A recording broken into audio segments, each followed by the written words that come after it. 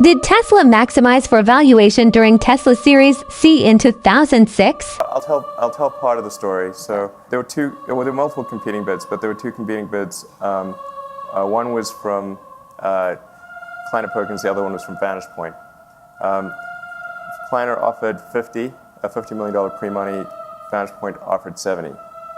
I actually said to John Doerr that if John joins the board, we'll do it at 50. But John felt that he had too many obligations, and that there was another partner at Kleiner who really wanted the deal, and so he could not supplant that person. And I thought, well, we could do. I would be okay if John Doerr joined. I mean, there's a 40% difference. That difference, that's pretty significant. I thought if John would be willing to join the board, then we could do that, but not if it was somebody else. Yeah, that was probably a mistake.